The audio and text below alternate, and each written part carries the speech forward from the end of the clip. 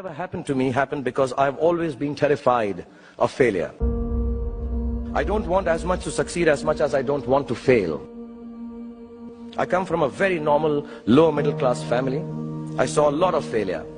My father was a beautiful man and the most successful failure in the world.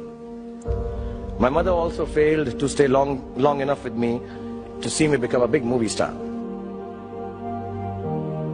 At an early age after my parents died, I equated poverty with failure. I just didn't want to be poor.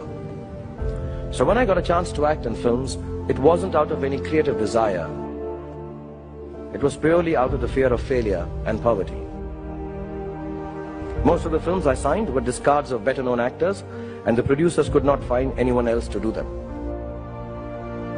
I did them all to make sure that I was working to avoid unemployment. The timing or something was right, I worked very hard, there were other people around it, and I became a big star. You have to know and learn that life is not just a checklist of acquisitions, attainments, and fulfillments. Instead, life is difficult and complicated, and beyond anyone's control.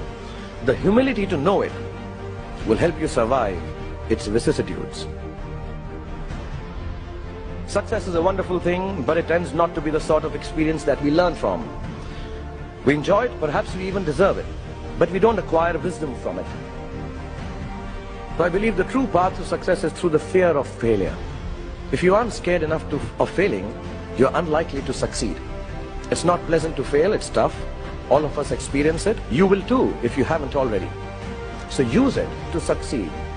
It is your response to failure that actually helps to buffer the reverses that you experience. Repeated failure has taught me to stop pretending I'm someone else.